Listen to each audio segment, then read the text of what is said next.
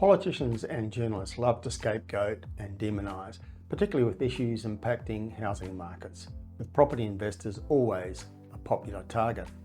Australia's love of scapegoating is one of the reasons the nation seldom resolves any of the key issues it faces. Politicians hold press conferences, they stage inquiries, they bring on royal commissions, they make announcements, but the recurring theme is looking for someone to blame and to vilify, preferably someone other than themselves. In real estate, investors and related issues like negative gearing are blamed for all the problems afflicting the housing industry, including poor affordability and rising rents. But according to analysis by the Reserve Bank, property investors have copped the brunt of rising interest rates and haven't passed on their impact to tenants in the form of higher rents, or they say not much. New Reserve Bank research debunks the idea that so-called greedy landlords simply pass on higher mortgage costs to their tenants via rent increases.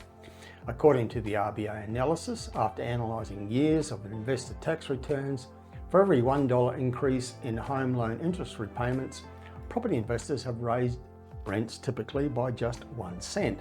The RBA economist who wrote the report said, to put this effect into context, the median monthly interest payment for leveraged investors increased by about $850 between April 2022 and January 2024. They say our estimates suggest that this $850 increase in interest costs have raised rents by less than $10 per month, or just over $2 a week. The research, released by the RBA's quarterly bulletin, is an attempt by the central bank to refute the commonly held perception that landlords pass simply higher interest rates on to renters.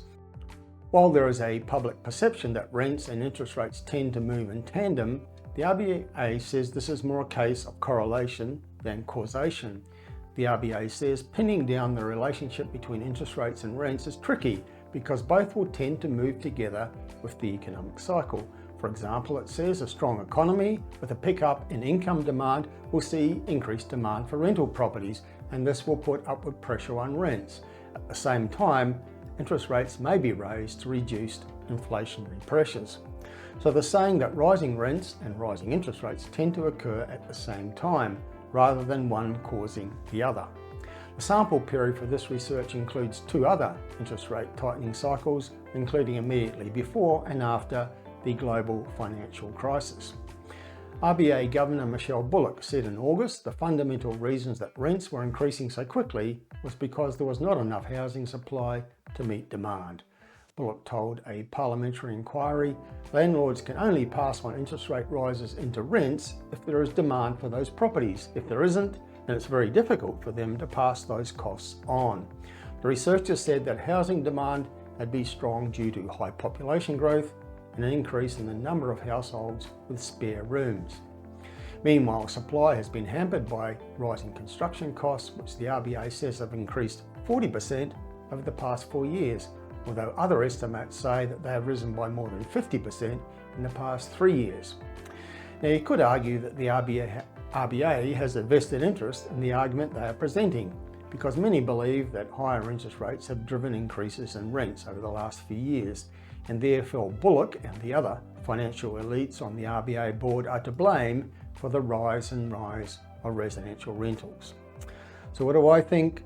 Well, I don't think much of the Reserve Bank and its arrogant, out-of-touch behaviour, which tends to see only economic graphs, charts and numbers, and displays no feeling for the impact of their ivory tower decisions on ordinary Australians, without achieving the end goal of actually taming inflation. But I think they're correct in this instance. Higher interest rates have not caused higher rents. It doesn't matter how high interest rates go, or any of the other rising costs of property ownership, investors can increase rents only if there's high demand and low supply. It's historically low vacancies that have caused rents to rise and rise, not high interest rates.